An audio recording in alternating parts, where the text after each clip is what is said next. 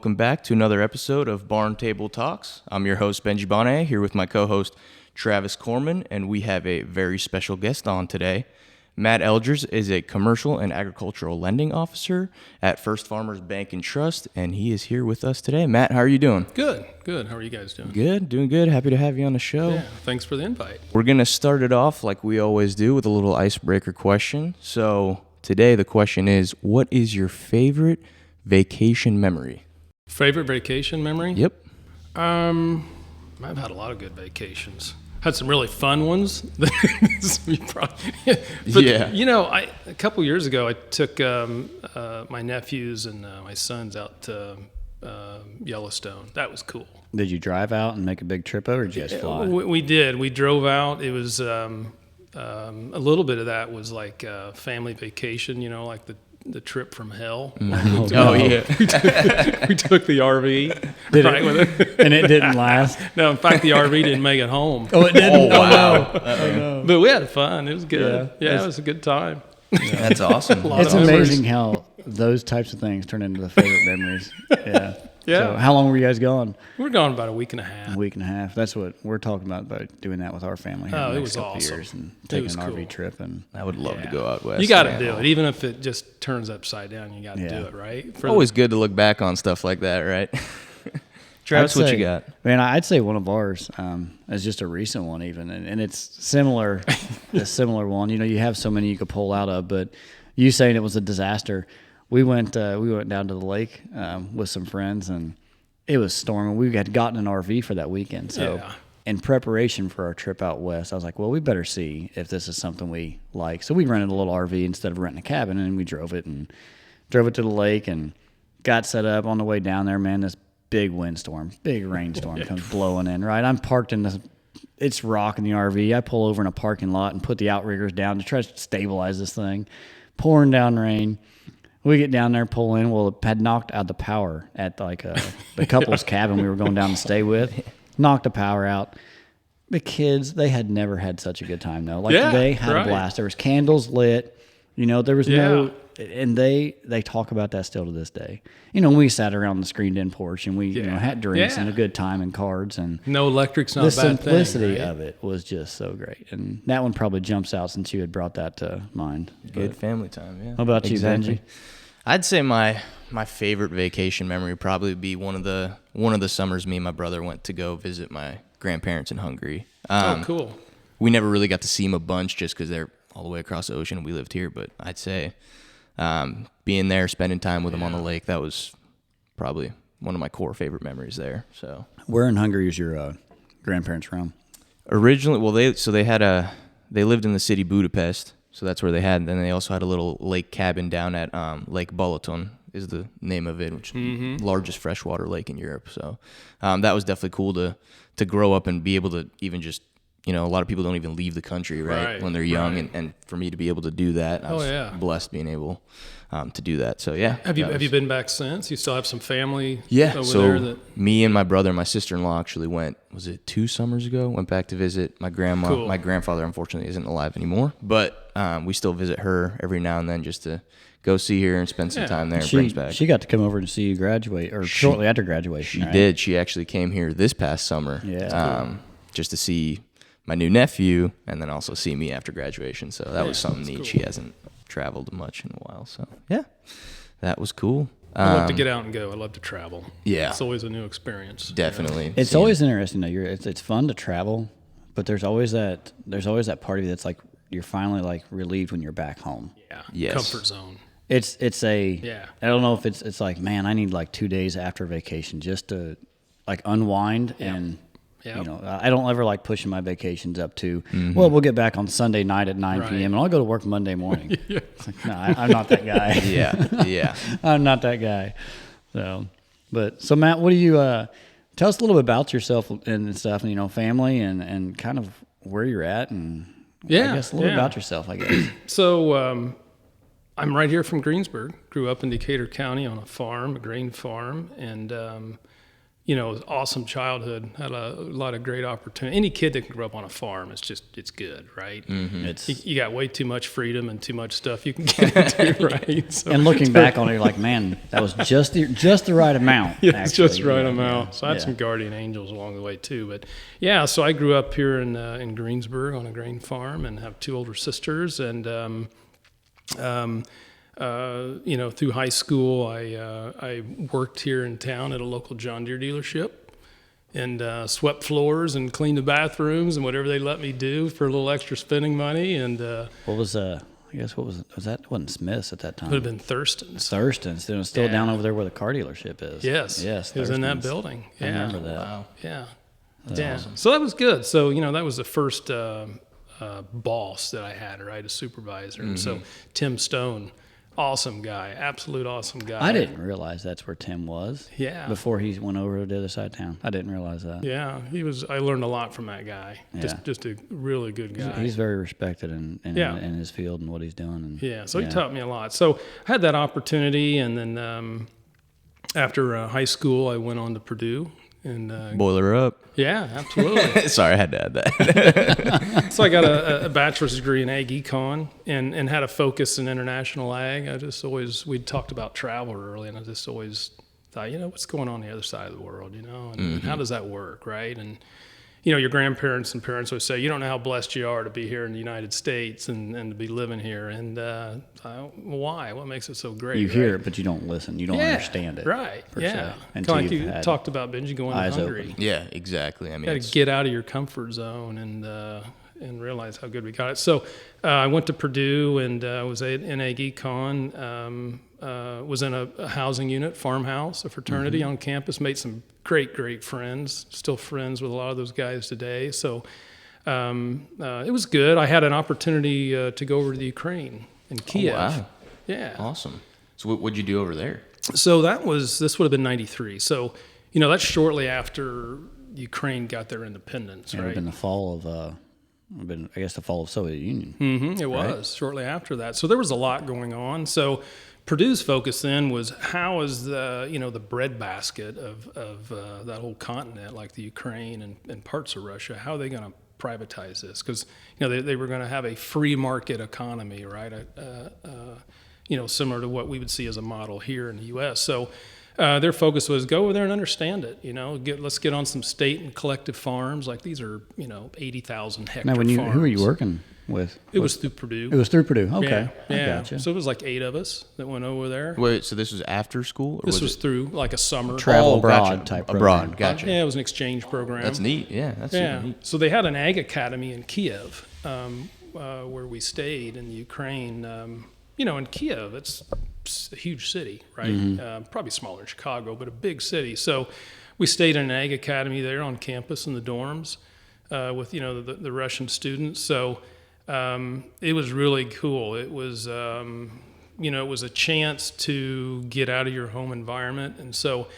I remember growing up as a kid watching 60 Minutes with my parents during the Cold War, right? And talking about, how bad Russia is and all this. So, it scared me to death. Yeah. Right, These definitely. People are monsters, right? So, but I was always a little curious. So when they said, here's a chance to go to Russia and see some of this and involved ag, like, I'm in. Let's do it, right? I'd See always, something any part of the world, even continental, it's amazing region to region, area to area, how much ag changes. Yes. And what we little know of this area is corn, soybeans, and a little bit of wheat. Right. You get a few specialty crops, but most of it, that always intrigues me. It's so different. Is it primarily wheat? What did they? So it was there was some corn, but it was primarily wheat. Yeah. But like a lot of things, it's the resource base you're given, right? And they've got a natural resource base over there, just their agronomy and things that they have to produce. At that time in the mid 90s, twice what we could do on a bushel of wheat with no fertilizer. Oh wow. No water, no fertilizer, just raw good Did you- dirt, right? Did you notice a difference between field size out there too? Like, was it Yeah. compared to what we farm out here? I mean, it's Yeah, they don't have fences over there, right? Everything's state owned, right? There was no need for fences, right? So, and all the farms were huge. They were, in our scale, may have been 80, 90,000 acres, big state and collective farms. All the employees work there. It's kind of their own little community. They got their own little store, post office, and so after the fall of the Soviet Union, Ukraine has its independence, and they're going to be a free market economy. And so they're going to break down these huge farms, and every little family is going to get their 80, 100 acre plot, so to speak, or maybe 500, and they're going to farm it. They're going to own something for the first time. So it's really cool. But was also interesting was learning about people that lived under I'll say a socialist, a communist economy for generations. What's different in their personality versus, say, all the freedoms that we have here. Right. Like people just willing to take an interest or a stake in something. Right. They never had to do it. Right. I'll give you a quick story. So one night we were walking down the street in Kiev, in a huge city, and the lights just go out. Like all the lights go out. The skyline, all the lights go out, everything is black. And this had happened pretty frequently, and we could never figure out, what's going on. Somebody hit the pole or what, And one night we were talking about it in a group walking down the sidewalk, and there was an older lady behind us that knew English, and she could understand what we were saying. We were mocking, the situation, saying, what's wrong with these people, right? And this lady got our attention. She said, you Americans, you just don't get it, right? She said, I've grown up in this, and she said, it's kind of like this. We've been in the dark our whole life, right? The government pretends to pay us, so we pretend to work. This is the way we live, and most of the winter we don't have hot water either. Wow. Yeah. Pretends to pay us, and we pretend to work. And so that kind of clicked with me. I never forgot that. And, you could see it on the farms. The highest paid employee on that farm was the tractor driver. There'd be bottles of vodka or stuff laying on the floorboard. I mean, just that sense of pride, of ownership was just lacking in an environment where you never had a chance to have that, right? And so quickly I realized, again, how blessed we are here with the structure that we have, despite everything you see in here in the media today. We still have that ability. And so over there, they were fighting for that. How do we get that? They weren't sure how to get it. So was the infrastructure, they have an infrastructure established and, markets established and stuff like that. So there's not the holdup like you would have in early days of like South America. Right. Per se, right? I mean, that's kind of an established market. They've been doing it forever. So the learning curve will be much shorter for them, right? Because the outside world's already developed this. And even in the early 90s, you could see a lot of some North American-based companies that had their hand in it. Pioneer had some test plots and things. So the investments were starting to happen already. Growing season similar to ours. Yeah. Temperature, climate. I mean, it's a similar. It is. Yeah. Gotcha. But when you talk about infrastructure, I got to spend a couple weeks down in Odessa during the wheat harvest. So, we were going down there on bus, and it was 5 or 6 hours or something on a bus ride. So we ran out of fuel, right, on the bus. So the problem was they shut down all the fuel stations to save fuel for the combines to finish the wheat harvest. Really? I mean, it's just so backwards. Because there's a limited supply. Yeah, a limited supply. So, wow. If you were a consumer and you had a diesel car, there you set, right?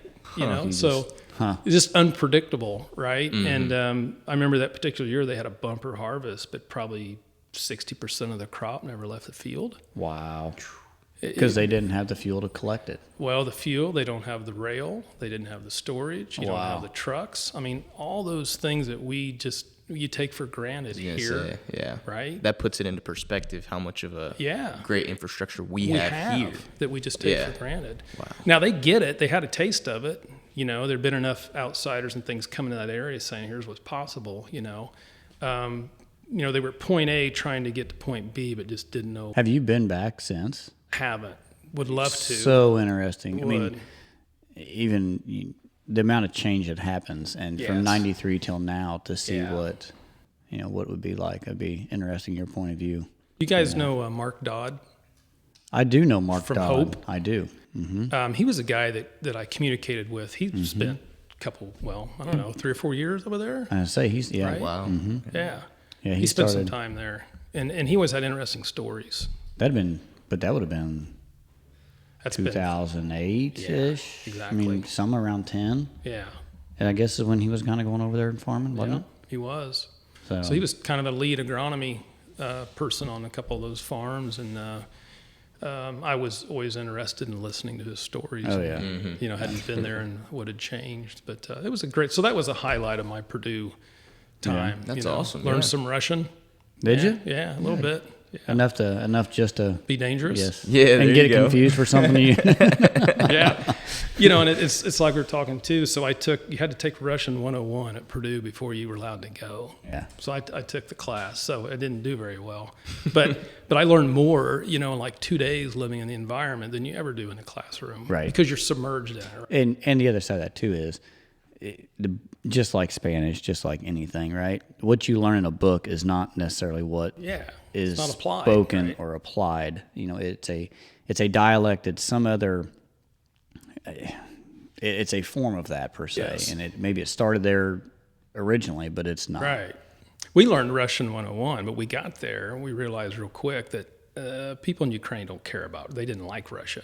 So don't speak it. Yeah, they wanted to hear Ukrainian. So, you know, here's a stupid American kid. You're an American, stupid American, and you're trying to speak Russian. Yeah. So don't even like you. So we had to adjust pretty quick. But it was fun. It was cool. And you were there for a summer? Yeah. Yeah. Yeah, it was a great trip. So, you know, that was a highlight that I got from Purdue. That was awesome. You know, and I still, with everything going on there today with the So war it's kind of in Ukraine, reemerged here as of lately. Yeah, it has. Yeah. And kind of probably piqued your interest again, like, oh, man, I remember the days. Yeah. So, you know, after Purdue, I had early on said I had spent some time at a dealership here in Greensburg. So I interned for Deere one summer, and that was cool. I really enjoyed that. Awesome company, you know. John Deere's just a great company, great products. So I had an opportunity to work for them full time when I graduated. So I did that, and that was my first introduction to like corporate America. You know what it's all about. Indiana farm kid, you know, and getting an opportunity to work for a large company like that. That's not, you know, just national, but it's global. So. Yeah. Well, previous, the largest company you probably worked at was probably the Deere dealership. Yeah, absolutely. Yeah. 25 employees, maybe something like that. Yeah. Exactly. Yeah. So. You had your own parking space, right? Yep. So that was cool. I had a great opportunity to learn what that was like to work where you're a little fish in a big pond, right? And so I spent some time in Columbus, Ohio, spent about 4 years in Pittsburgh, Pennsylvania, covered some areas of southwest New York, upstate New York, Maryland, and Pennsylvania. Cool.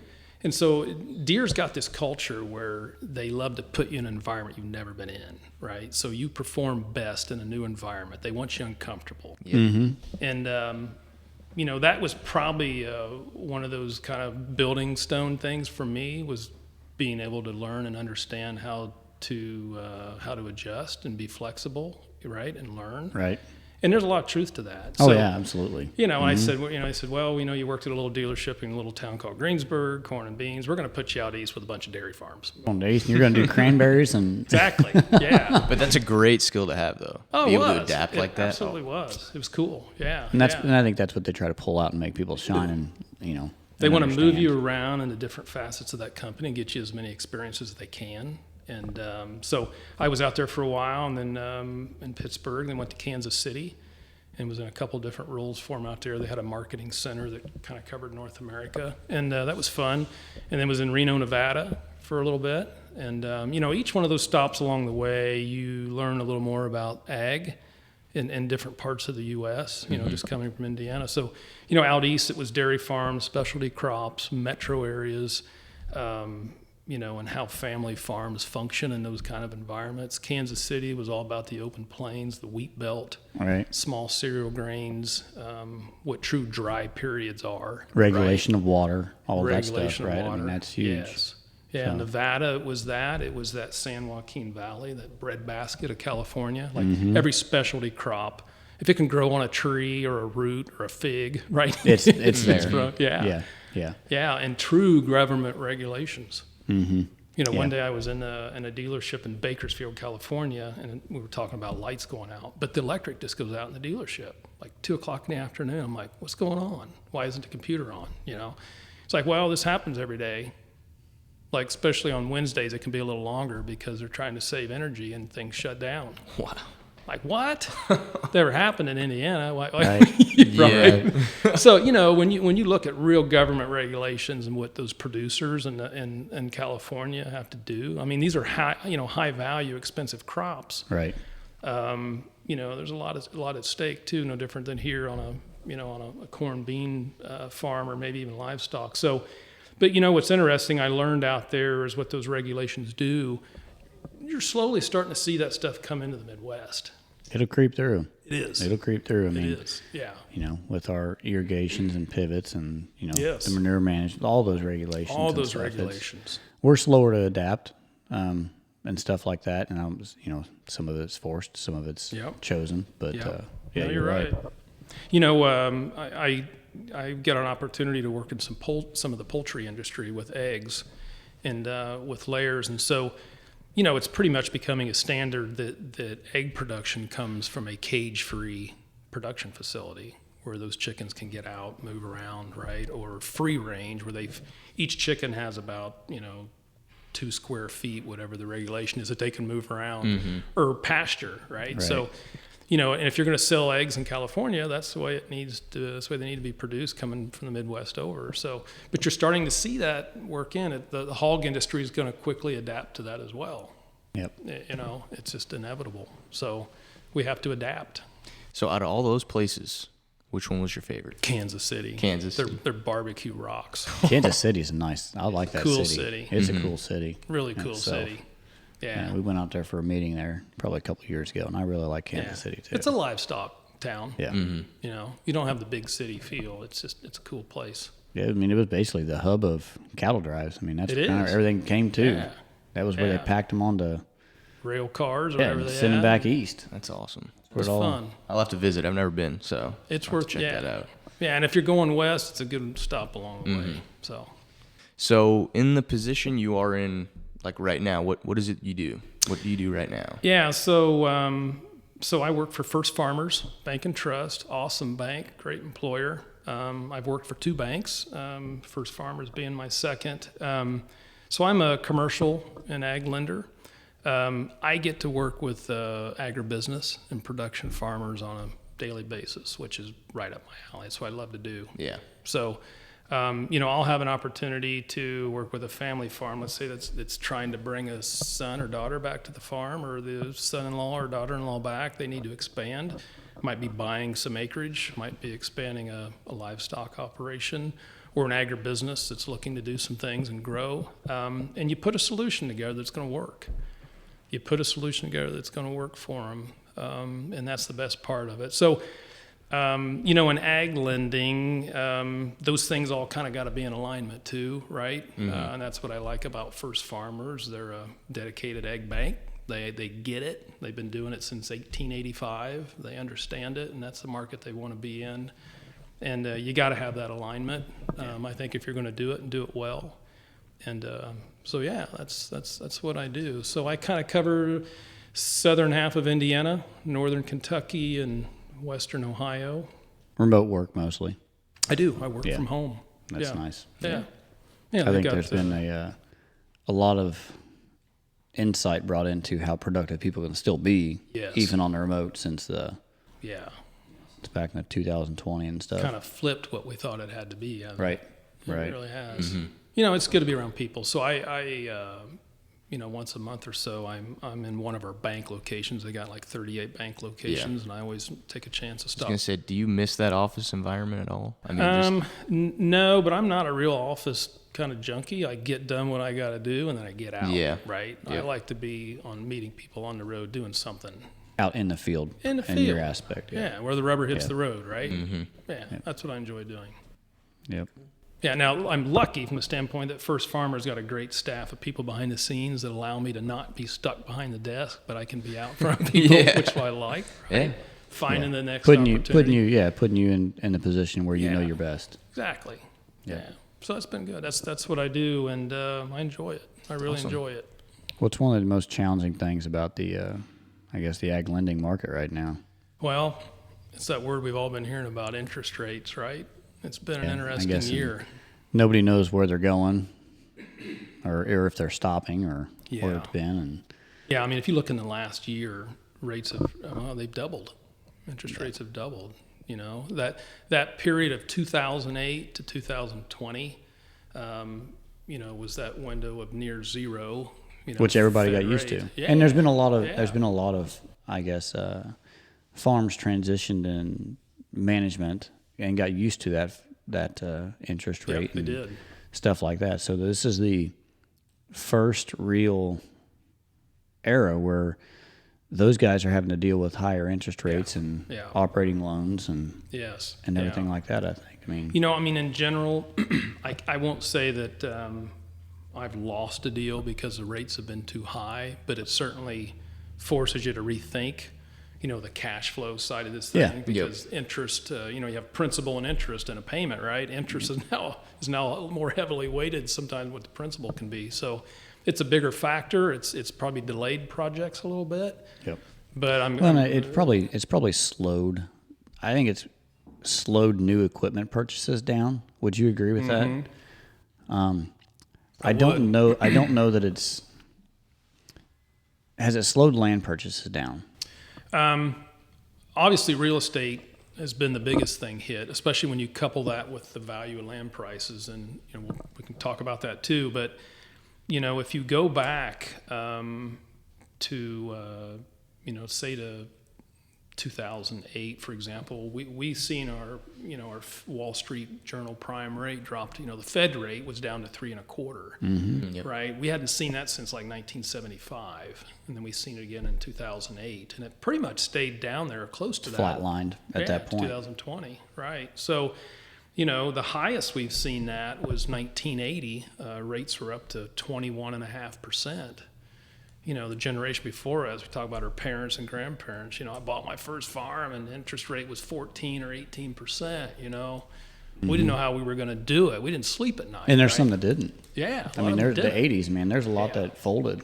Yeah, it didn't work through that period. So, you know, they were just trying to make the interest payment. You didn't even think about paying on the principal of that loan. You were just trying to keep your head above water. So, you know, I mean, at high level, if you go back to 1959 and come forward to 23, like 70 plus years, the average borrowing rate's 6.51.